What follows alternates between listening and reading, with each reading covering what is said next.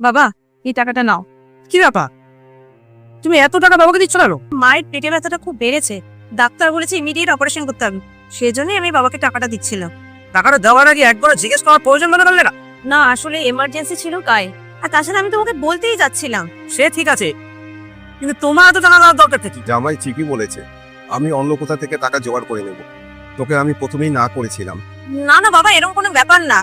আর তুমি এসব কি বলছো? তুমি তো জানো বাবা রিটায়ার হয়ে যাওয়ার পর থেকে পেনশনের টাকাই বাবার সংসার চালায়। আর তাছাড়া এরকম একটা বিপদের সময় যদি আমি বাবার পাশে না দাঁড়াই, তাহলে কে দাঁড়াবে? আর তোমার এখন বিয়ে হয়ে গেছে, আর তোমার সমস্ত দায়িত্ব এখন এই সংসারের জন্যই, নাকি ওই সংসারের জন্য?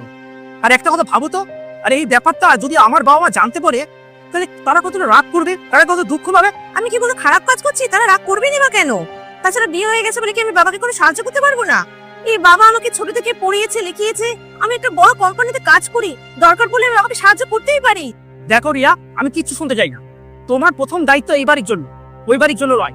আর আজকের পর থেকে আমাকে জিজ্ঞেস না করে তুমি যদি কাউকে একটা টাকাও দিয়েছো, আমার থেকে খারাপ কেউ হবে না। দেখেছিস তো জামাই কত রাগ করলো। আমি তোকে প্রথমেই না করেছিলাম যে আমাকে দিস না। আরে বাবা, তুমি এত চিন্তা করো না। ওর এক্ষুনি রাগ দেখবে ঠান্ডা হয়ে গেছে। আসলে কিছুই না, কাল একটু অফিসে ঝামেলা হয়েছিল, ও যেন মনে হয় মুডটা একটু অফ আছে। ও আবার ঠিক হয়ে যাবে। তুমি টাকাটা রাখো বাবা, আমি তোমার জন্য 1 মিনিট চা করে নিয়ে এসেছি, তুমি বসো। ঠিক আছে।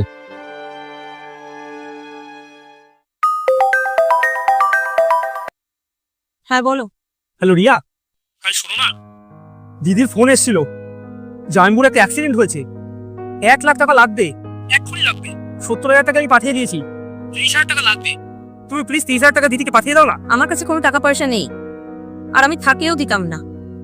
তুমি আমার বাড়ির লোককে টাকা দিতে বারণ করো, আর তুমি কি করে ভাবলে যে তোমার বাড়ির লোককে আমি টাকা দিয়ে দেবো? আরে রিয়া, আমার ফোনটা কেড়ে দিল, বাড়ি গিয়ে অবস্থা খারাপ করছি।